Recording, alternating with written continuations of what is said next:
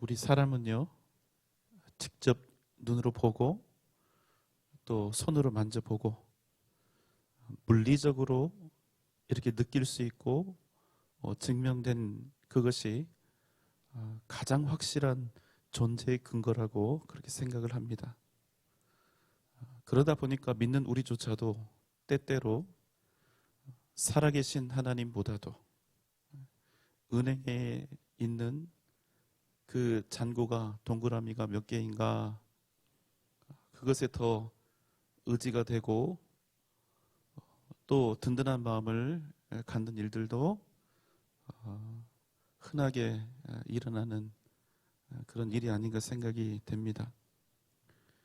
완벽하게 내 모든 것을 다 내려놓고 하나님을 의지하며 살아가는 그런 신세보다 차라리 주님을 덜 믿고 또 덜 의지하고 그렇게 하고도 나 스스로 얼마든지 살아갈 수 있는 인생의 비책을 마련해 두는 것이 한편으로 더욱더 내 인생에 안전하다고 그렇게 생각할 때도 많이 있습니다. 그러면서도 우리가 믿음 생활은 하나님은 우리에게 나에게 은혜를 베풀어 주셔야 하고 항상 기적과 능력으로 함께해 주시기를 우리가 그렇게 바라고 있으니 사실은 우리가 굉장히 앞과 뒤가 안 맞는 그런 신앙생활을 하면서 우리가 영적 전쟁을 치르고 있는 것이 아닌가 하는 그런 생각이 듭니다. 우리의 이 상태를 보면요, 우리가 정말로 하나님을 온전히 의지하고 있는가, 우리는 정말로 하나님을 100% 믿고 신뢰하는 사람인가, 그 질문에 대해서 대답하기가 굉장히 어렵고 자신이 없습니다. 오늘 말씀 속에는 어떤 사람이 등장하냐면요, 마치 믿음의 사람처럼, 잘 믿는 사람처럼 그런 탈을 쓰고 와서 주님께 표적을 구하는 그런 사람들이 등장하게 됩니다. 38절의 말씀입니다. 그때 서기관과 바리새인 중 몇 사람이 말하되 선생님이여 우리에게 표적 보여주시기를 원하나이다. 여러분, 그때가 언제입니까? 37절 말씀, 내 말로 의롭다함을 받고 내 말로 정죄함을 받으리라. 이 말씀을 하신 바로 그때를 얘기하는 겁니다. 자, 주님께서 바리새인과 서기관들을 향해서 진심을 다해서 말씀을 전하셨지만 여전히 서기관과 바리새인들은 주님의 말씀을 듣지 않았습니다. 듣긴 들었는데 안 들은 거예요. 여전히 그들의 마음의 중심은 더럽고 추합니다. 저는 이 장면을 상상하면서 우리 주님이 얼마나 답답하셨을까? 또 멀리 갈 필요도 없죠. 우리의 이런 모습, 우리의 모습을 보면 얼마나 답답하실까? 그런 생각을 합니다. 아무리 높은 소리로 외치고 간곡하게 말씀을 하셔도 우리가 듣기는 들어도 그래서 아멘은 힘차게 하는데 찬송도 열정적으로 뜨겁게 하는데 정작 우리의 마음이 또 우리의 삶을 또 우리의 생각을 바꾸어갈 이 마음의 의지와 결단이 없다는 것입니다. 그래도 주님께서는 오늘 강팍하기 그지없는 서기관과 바리새인들을 향해서 말씀을 이어가십니다. 그들이 뭐라고 이야기를 하죠? 선생님, 우리에게 표적을 보여주십시오. 당신이 우리에게 표적을 보여주시면 우리가 그 표적을 보고 당신이 메시아라는 사실을 믿겠습니다. 이런 거죠. 여러분, 그런데 이 말이요, 이 바리새인과 서기관들의 이 말이 억지스럽습니까? 아니면 인간적으로 볼 때 꽤 합리적입니까? 앞입니까? 뒤입니까? 뒤입니다. 그렇습니다. 당연한 요청이죠. 상당히 논리적이고 이성적인 말입니다. 그런데 여러분, 제가 질문을 하나 드려보겠습니다. 보고 믿는 것, 여러분, 이것은 믿는다는 표현을 쓰고 있지만 보고 믿는 것은 믿는 것입니까? 지식입니까? 그렇습니다. 그게 중요합니다. 이것은 절대로 믿음이 될 수가 없는 거죠. 내가 보고 만져보고 경험해 본 후에 나의 이성과 지식과 오감을 다 동원해서 그것을 토대로 평가하고 판단한 후에 믿겠다 하는 것은 절대로 믿음이 될 수가 없다는 것입니다. 계산하는 마음이 있는 것은 절대로 믿음이 될 수가 없습니다. 이 바리새인과 서기관들의 질문 속에 한 가지 의도가 숨어 있습니다. 정말로 그들이 주님을 믿고 싶어서 주님에게 표적을 요청했던 것인지, 아니면 주님을 오히려 부정하기 위해서 주님께 표적을 요구하고 있는 것인지. 믿지 않는 분들이 우리가 전도를 하거나 하나님에 관한 이야기를 하면 우리에게 흔히 이런 이야기들을 하지요. 그럼 뭐든 보여줘봐. 하나님이 존재한다면서, 하나님이 살아있다면서 뭐든 좀 보여줘봐. 그러면 내가 믿을게. 나는 증명되고 또 논리적인 것, 보이는 것만 믿어. 만질 수 있는 것만 믿어. 만약 여러분 누군가가 우리에게 이렇게 말을 했다면 믿겠다는 것입니까? 아니면 어차피 보여주지 못할 테니까 맘대로 한번 해보라는 것입니까? 앞입니까? 뒤입니까? 뒤지요. 믿으려는 마음의 생각을 가진 사람은 절대로 이렇게 묻지 않습니다. 정말 믿기를 원하는 사람이 있다면 너는 왜 예수님을 믿어? 예수님 믿으면 뭐가 좋아? 예수님 믿고 내 인생이 뭐가 달라졌어? 나는 한번 믿어보려고 하는데 그게 잘 되지가 않아. 이렇게 이야기를 하겠죠. 야, 뭐든지 한번 해봐. 좀 보여줘봐. 그럼 내가 믿을게. 왜 이렇게 말합니까? 우리를 주눅들게 하는 매우 합리적인 공격이 아닙니까, 여러분? 이게 우리에게 하나님을 보여줄, 또 하나님을 증명할 능력이 없다는 것을 뻔히 알고 있다는 것이죠. 그리고 정확하게 우리의 무력한 부분을 치고 들어오는 것입니다. 마치 그것으로 하나님의 존재를 부인할 수 있는 것처럼 말이죠. 그런데 여러분, 더 놀라운 사실은 무엇인 줄 아십니까?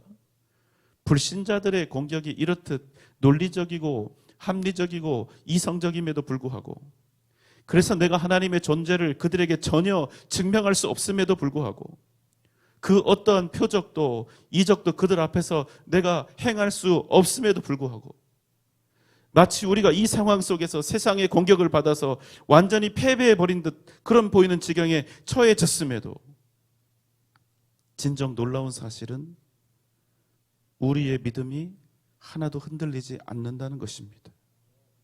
살아계신 하나님을 여전히 믿으며 그분을 의지하게 된다는 것이며, 우리를 그렇게 공격한 이들에 대해서 오히려 변함없이 긍휼한 마음을 갖게 된다는 것입니다. 여러분, 이게 진짜 기적이 아닐까요? 그럼에도 우리는 오직 예수만이 우리의 생명이고 구원이라는 사실을 믿고 얼마든지 예수 그 이름을 위해서, 십자가와 복음을 위해서 나를 주님께 드릴 수 있노라고 다짐에 다짐을 하고 있다는 사실. 여러분, 이것이 기적이 아닐까요? 물론 우리도 실상에서는 많이 도망을 칩니다. 그렇죠? 그래도 놀라운 사실은 도망은 쳤지만 그럼에도 우리의 중심은 여전히 주님으로부터 벗어나지 않는다는 사실입니다. 여러분, 무엇이 하나님이 살아계신다는 증거요 표적입니까? 바로 이것입니다. 주님의 은혜 때문에, 주님이 우리를 붙잡으시기 때문에 우리가 그럼에도 불구하고 흔들리지 않는다는 사실입니다. 여러분, 믿습니까?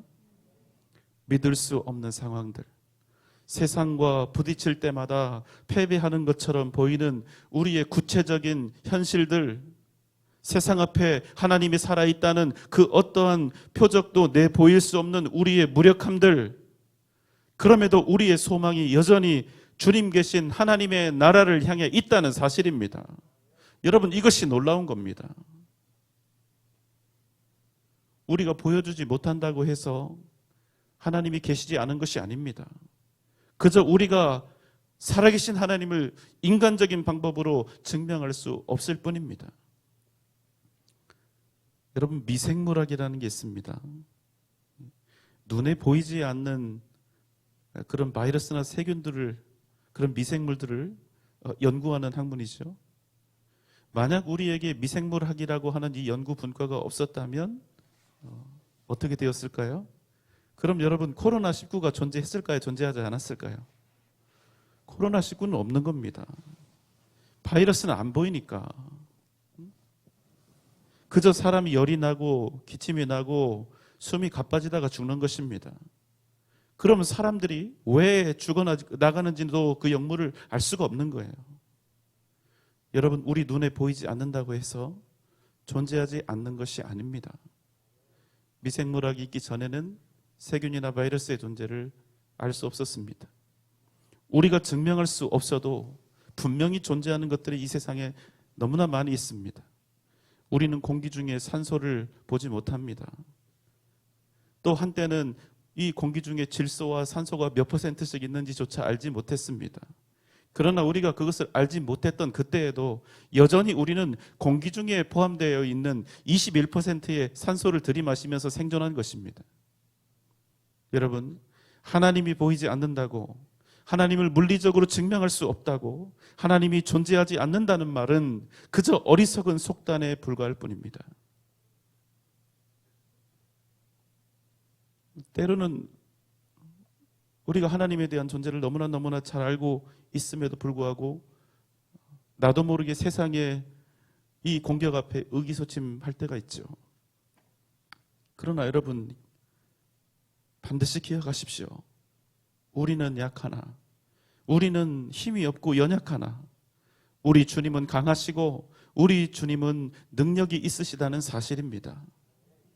우리는 아무것도 세상 앞에 보여줄 수가 없습니다. 표적은 고사하고 유명한 마술사들이 하는 그 신기한 것들도 하나도 보여줄 능력이 되지 않습니다. 그러나 하나님께서는, 하나님 당신께서 정하신 때에 반드시 당신의 존재와 전능하심을 나타내신다는 사실입니다. 우리에게 표적을 보이시오, 이렇게 이야기하는 서기관과 바리새인들의 이 위선적인 요구에 대해서 주님이 이렇게 말씀하셨습니다. 39절의 말씀입니다. 예수께서 대답하여 이르시되 악하고 음란한 세대가 표적을 구하나 선지자 요나의 표적밖에는 보일 표적이 없느니라. 네, 주님께서 그들에게 말씀을 하시는데 음란함이라고 하는 그런 단어가 등장을 하게 되는 것이지요. 그런데 재미있는 게 여러분, 그저 표적을 달라고 요구를 하고 있는데 그들에게 악하다, 음란하다 이렇게 규정하신다는 사실입니다. 여러분, 왜일까요? 표적을 달라는 그 말이 왜 악한 것이 되고 음란한 것이라는 얘기입니까? 예수를 구하지 않고 표적을 구하는 세대, 주님은 그런 이들을 향해서 악하고 음란한 세대라고 말씀을 하십니다. 왜냐하면 표적을 구하는 이유가 너무나도 뻔하기 때문입니다. 주님을 비난하고 정죄하기 위한 목적을 가지고 있었기 때문입니다. 그래서 주님은 그들에게 요나의 표적 외에는 보여줄 곳이 없다 하셨습니다. 당신께서 죽으신 후에 사흘 만에 다시 살아나는 그 증거, 그 표적을 보고도 너희가 믿지 않는다면, 그 어떤 표적을 지금 보여준다 하여도 그들은 결코 믿지 않을 것이기 때문입니다.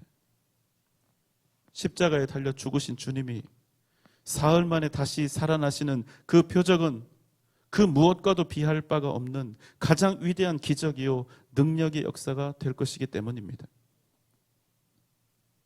사실 여러분, 이 표적이라고 하는 것은요, 불신자를 위한 것이 아니라 믿는 자들을 위한 것입니다. 표적을 보고 정말 내가 믿는 하나님이 살아계시는구나, 정말 이분은 우리를 구원하시기 위해 이 땅에 오신 그리스도 나의 구원의 주님이시구나. 이렇게 고백하게 만드는 것이 이 표적의 목적이라는 것입니다. 그러니까 이 표적은 믿지 않으려는 그 의도와 목적을 가진 사람들에게 이렇게 드러나게 되는 것은, 보여지는 것은 아무런 가치나 의미가 없는 것이지요. 믿지 않으려고 하는 사람들에게 보여지는 표적은 오히려 시험거리요, 비난거리로 전락할 수밖에 없기 때문입니다. 그래서 지금 주님께서 서기관과 바리새인들의 이 요구를 거절하고 계시는 것입니다. 여러분 기억하십시오. 하나님은 전능하신 분이십니다. 하나님은 언제라도 무엇이든 하실 수 있는 분이십니다. 그럼에도 우리가 잊지 말아야 할 것은 하나님이 행하시는 기사와 이적은 우리가 원할 때, 사람들이 하나님을 시험해서 당신이 하나님이심을 증명해야 할 때, 그때 나타나는 것이 아니라, 세상 사람들이 하나님을 판단하려 할 때 하나님의 능력과 표적이 나타나는 것이 아니라, 그런 류의 시험에 응대하시기 위해서 하나님께서 능력을 행하시는 것이 아니라, 표적은 오직 하나님의 주권적인 섭리와 의지에 의해서 당신이 택하신 때에 나타나는 것이라는 사실입니다. 여러분 한번 쉽게 생각해 보세요. 하나님 한번 뭐든 해보세요. 그럼 제가 믿어드리지요.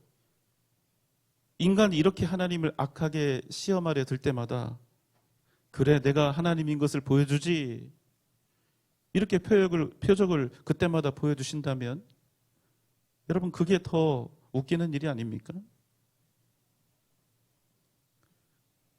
지금 바리새인과 서기관들이 주님께 표적을 보여달라고 이야기를 하는데, 우리가 지금 이미 마태복음 12장까지 와 있습니다.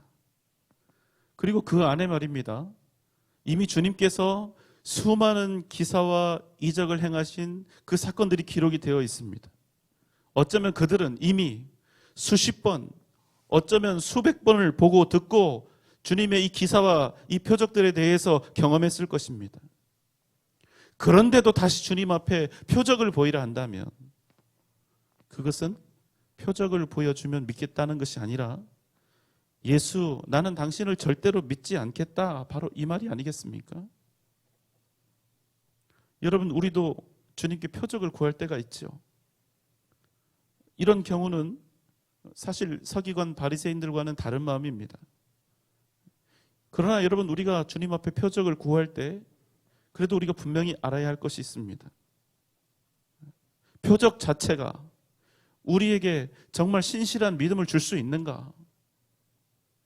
그렇지 않다는 겁니다.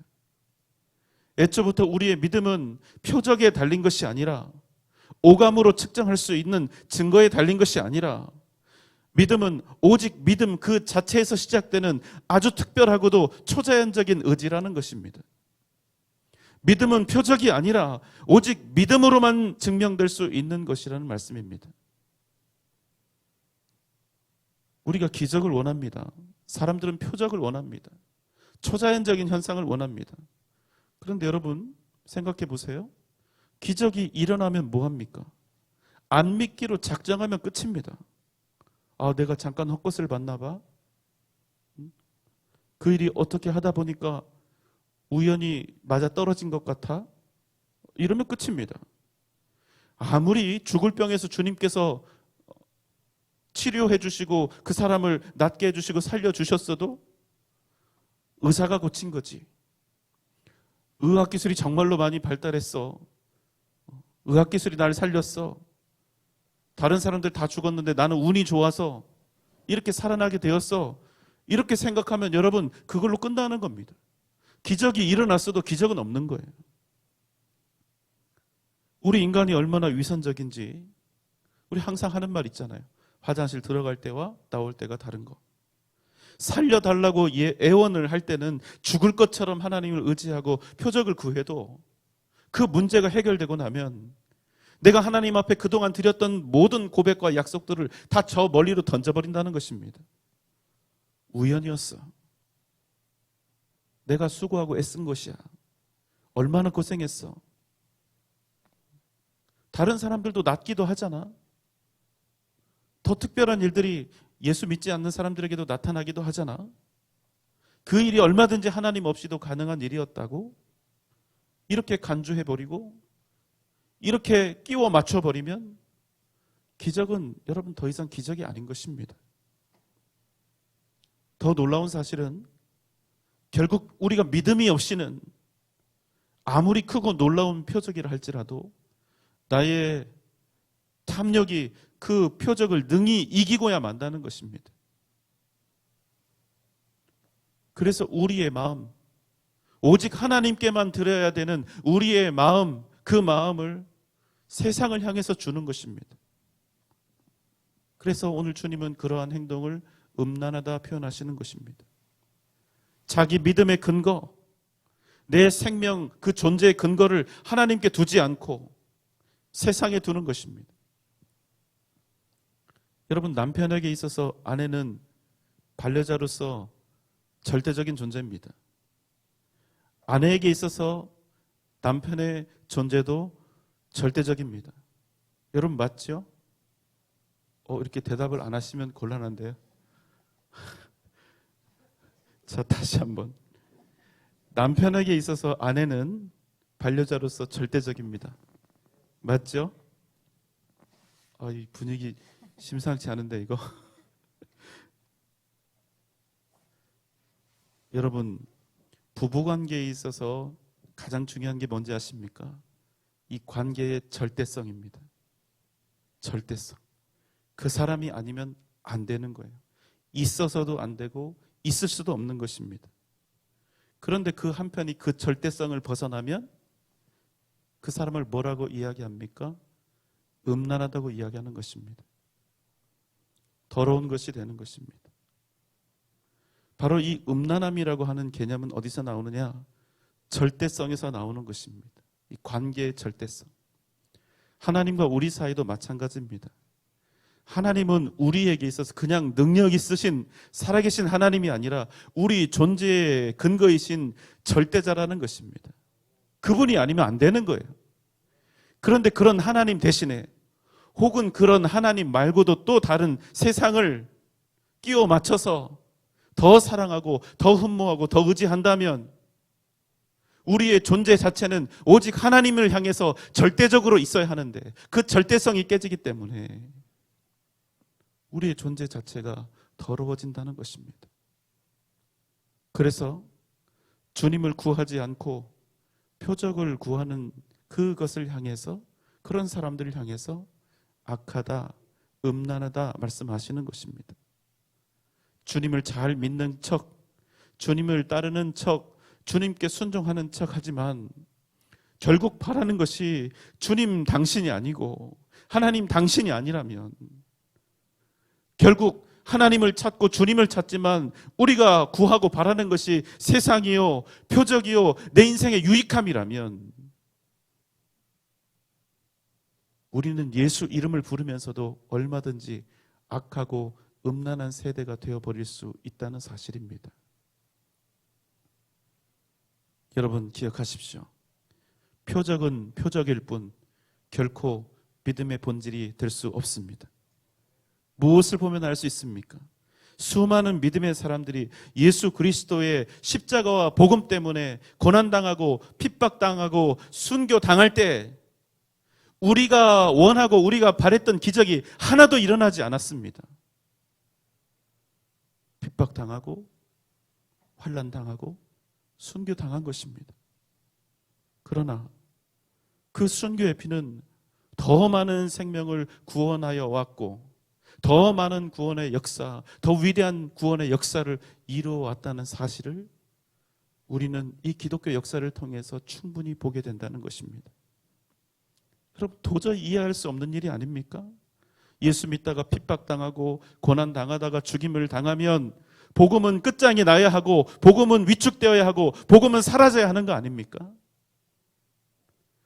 그런데 여러분, 복음의 역사는 정반대로 고난과 핍박과 순교를 통해서 더 부흥과 성장의 역사, 구원의 역사를 거쳐왔다는 사실입니다.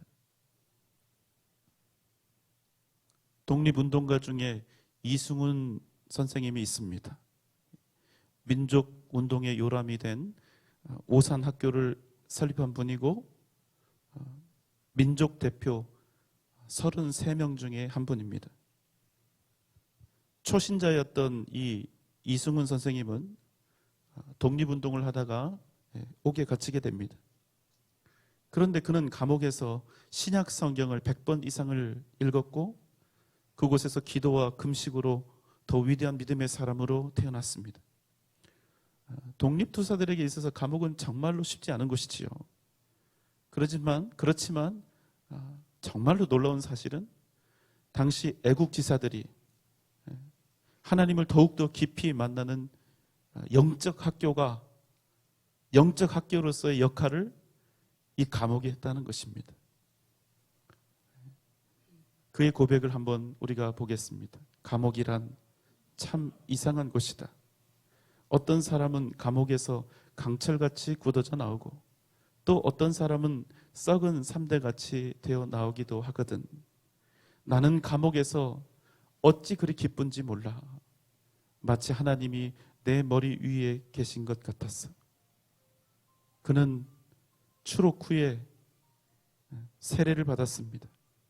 그리고 또 독립운동을 하다가 일제에게 체포되어 이제 일본 재판정에 섰습니다. 또 이렇게 이야기를 합니다. 나는 하나님을 믿는 사람이다. 하나님이 인류를 내실 때 각각에게 자유를 주셨는데 우리는 하나님의 뜻을 받들기 위해 독립운동을 하고 있다. 한국의 독립은 한국의 영광뿐 아니라 튼튼한 이웃을 갖는 일본 자신의 행복도 되는 것이다. 그는 그리고 평생 기독교인으로서 나라의 독립을 위해서 평생을 바쳤습니다. 그리고 그가 천국 가기 5일 전에 이런 고백을 합니다. 내가 오늘날까지 온 것은 내가 한 것은 조금도 없습니다. 모두 하나님이 그렇게 만들었습니다. 여러분이 아시는 대로 나는 배우지도 못했고 아는 것도 없습니다. 오직 하나님이 나를 이렇게 이끌어서 오늘까지 왔습니다. 그리고 그는 죽기 전에 이런 유언을 했습니다. 자기의 시체를 해부해서 생리학 표본으로 만들어 학생들의 학습에 사용하라는 것이었습니다. 그러나 이것은 일제의 방해로 이루어지지 않았습니다. 죽은 이승훈 선생의 뼈마저도 두려워했던 일제가 이것을 막았기 때문입니다. 여러분, 한 가지는 분명합니다. 놀라운 기적과 표적이 결코 믿음으로 연결되지 않는다는 것입니다. 때로는 거센 파도와 거친 가시밭길을 걸으면서 하나님의 살아계심과 주님의 사랑을 경험하게 되는 일이 훨씬 더 많다는 사실입니다. 잘 들어보십시오. 기적과 표적이 많이 일어나는 곳에 진정한 믿음이 존재할 수 있을까요? 온갖 기사와 이적이 눈앞에서 일어날 때 그 앞에서 주님을 찬양하지 않은 사람이 있었습니까? 없었지요. 그러나 주님이 능력을 행하시지 않은 채 군병들에게 잡히시고 고난 당하시고 무력하게 십자가에 달리셨을 때는 어떠했습니까? 모든 사람이 주님을 그토록 따르며 호산나를 외쳤던 그 많은 사람들이, 모든 사람들이 예수를 십자가에 못 박아 죽이라고 외치는 군중이 되어버렸다는 사실입니다. 심지어는 3년 동안이나 주님이 행하시는 기적을 그 곁에서 다 지켜보았던 제자들마저도 주님을 버리고 다 도망쳐 버리지 않았습니까? 여러분, 그들에게 믿음이 있었습니까? 그 수많은 표적과 기사와 이적을 보았음에도 그들에게 믿음이 있었습니까? 없었던 것이나 마찬가지가 아닐까요? 우리의 믿음이 정말로 작동하고 있는가? 나는 진정한 믿음의 사람인가? 내게 진정 주님을 사랑하는 마음과 주님을 향한 온전한 신뢰가 있는가? 이것은 여러분, 우리 인생이 형통하고 풍요와 높음이 있고 우리가 흔히 말하는 은혜로운 상황들 속에 내가 있고 능력이라고 표현하는 기적들이 내 인생에서 우리에게 전혀 나타나지 않을 때 바로 그때 우리의 믿음은 진가를 발휘하게 되는 것입니다. 구약시대 특별히 출애굽 때 수많은 이적들이 일어났습니다.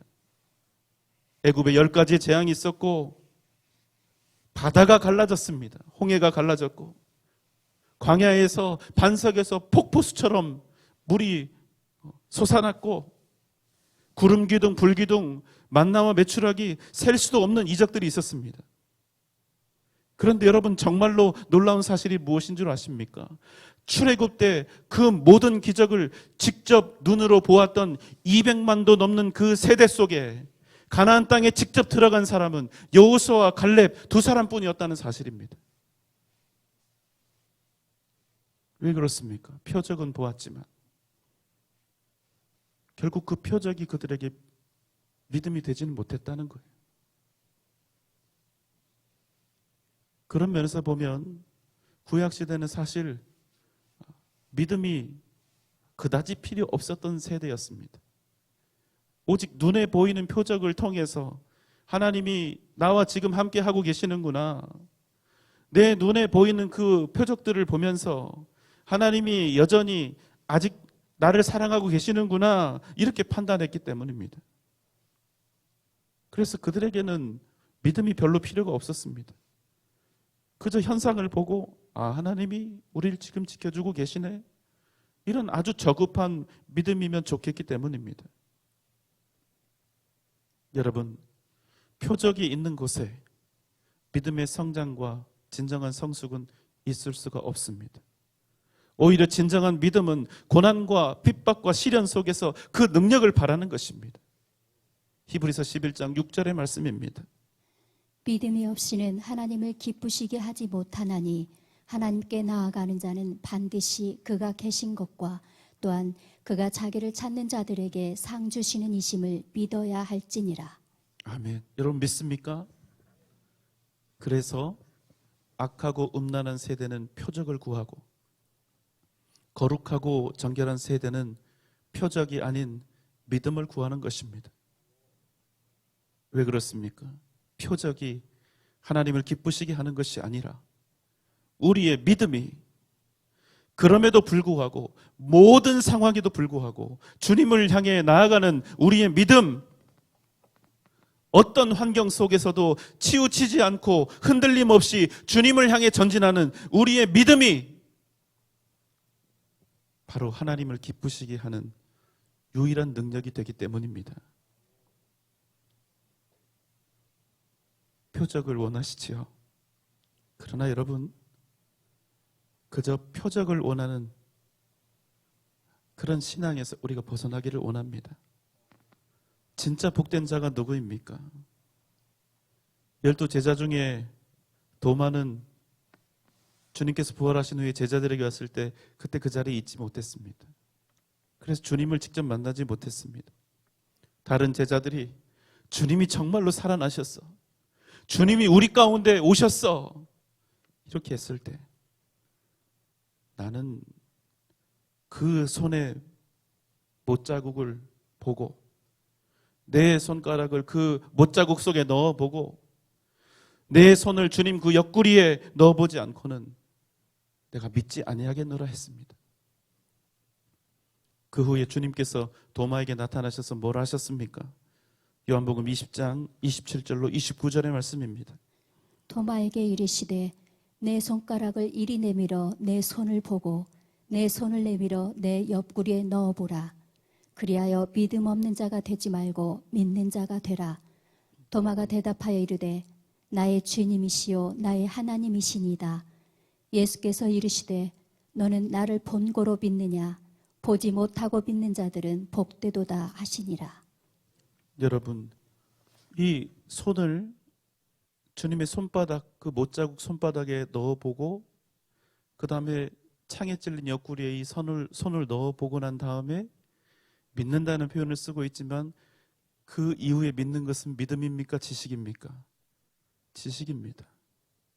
너는 나를 본고로 믿느냐? 믿음입니까? 지식입니까? 지식입니다. 너는 나를 본고로 믿느냐? 보지 못하고 믿는 자들은 복되도다. 여러분 아멘입니까? 여러분은 어떤 사람이 되시겠습니까? 표적을 통하지 않고는 주님을 볼 수 없는 사람, 기적이 아니면 내가 생각하고 내가 원하는 그런 은혜의 방법이 아니면 주님을 도저히 인정할 수 없다고 그렇게 고집을 부리며 신앙생활을 하시겠습니까? 그런 사람이 되시겠습니까? 아니면 내가 비록 아무것도 볼 수 없지만, 내가 아무것도 만질 수 없지만, 심지어는 내가 바라는 은혜의 모양조차 내 인생에서 전혀 나타나고 있지 않지만, 그럼에도 오직 믿음으로 살아계신 하나님을 구하고 바라며 사는 사람이 되시겠습니까? 진정한 능력은 어디에서 나옵니까? 진정한 능력은 표적에서 나오는 것이 아니라 오직 믿음에서 나오는 것입니다. 하나님은 살아계십니다. 우리의 어리석은 방법으로 그 살아계신 하나님을 증명할 수 없어도 하나님은 여전히 살아계시고 우리를 통하여 역사하고 계십니다. 우리 스스로 하나님을 느낄 수 없어도 주님은 이미 우리 안에 들어와 우리와 함께 거하고 계시는 것입니다. 우리가 이것을 믿으면, 그리고 그 믿음대로 주님만을 의지하며 살아가면 반드시 우리를 통하여 하나님의 크신 능력이 나타나게 될 줄 믿습니다. 표적이 아닌 오직 믿음으로, 표적을 통하여 믿는 자가 아니라, 표적을 구하는 자가 아니라 내 삶의 모든 삶의 모양들이, 내 입술을 통하여 나오는 말들이, 내 삶에 변화되는 모든 내 모습들이 하나님의 살아계심과 전능하심의 표적이 되는, 표적을 구하는 사람이 아니라 내가 하나님 살아계심의 표적이 되는 그런 복된 삶 살아가는 사랑하는 여러분 되시기를 주님의 이름으로 축원합니다. 기도하겠습니다. 아버지 하나님, 표적이 아닌 오직 믿음으로 주님을 구하며 바라며 살게 하여 주시옵소서. 어떤 시련과 역경도 능히 믿음으로 이길 수 있게 하여 주시옵소서. 표적을 구하는 사람, 표적을 원하는 사람이 아니라 내 삶이 하나님 살아계심의 표적이 되는 놀라운 은혜를 우리에게 허락하여 주옵소서. 예수님의 이름으로 간절히 기도하옵나이다. 아멘.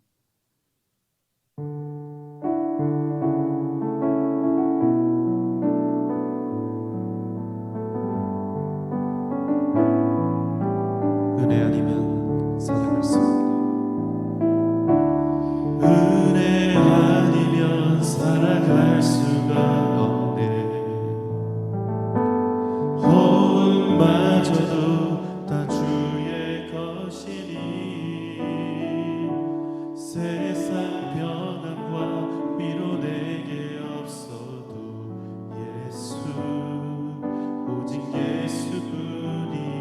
은혜 아니면 살아갈 수 없네. 은혜 아니면 살아갈 수가 없네. 호흡마저도 다 주의 것이니 세상 평안과 위로 내게 없어도 예수, 오직 예수뿐이네.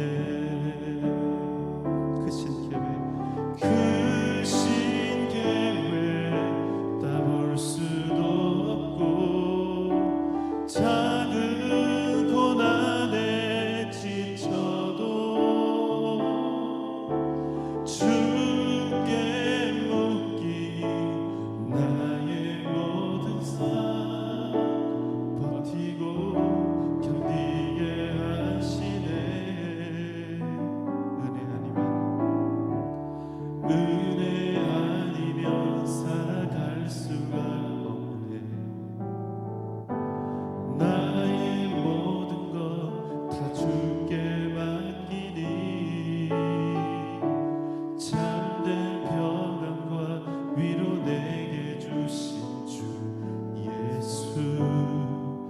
오직 예수뿐이. 처음부터 찬양합니다. 은혜 아니면 살아갈 수가 없네. 혼마저도 다 주의 것이니 세상 평안과 위로 내게 없어도 예수, 오직 예수뿐이. 크신 계획,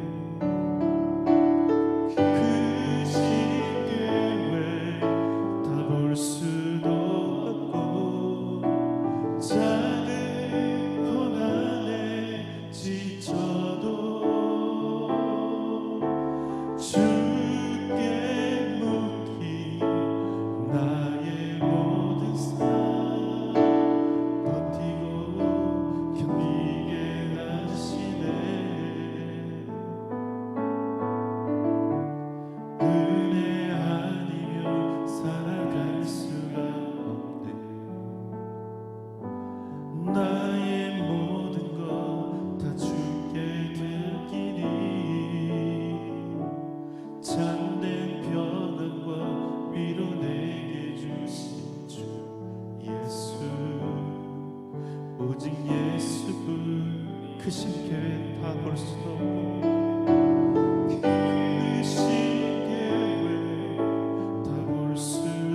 없고 작은 고난에 지쳐도 주께 묻기 나의 모든 삶 버티고 견디게 하시네. 은혜 아니면 살아갈 수가 없네. 나의 모든 것 다 주께 맡기니 참된 평안과 위로 내게 주신 주 예수, 오직 예수뿐이네. 예수, 오직 예수뿐이네. 예수, 오직 예수뿐이네.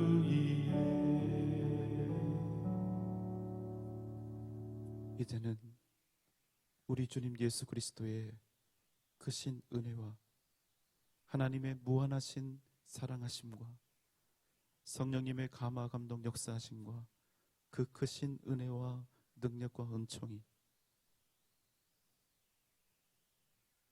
표적이 아닌 오직 믿음으로, 표적을 구하는 자가 아닌 내가 하나님 살아계신 그 표적이 되기를 소원하며 갈망하는 우리 사랑하는 전주 영생교회 모든 성도들의 머리 위에, 이 시간 주 앞에 함께 예배드린 모든 주의 권속들 위에, 각 가정과 자녀들과 직장과 기업 위에, 사랑하는 우리 교회와 한국 교회의 미래 위에, 이 나라 이 민족 세계 선교 위에 지금부터 영원토록 함께 계실지어다. 아멘.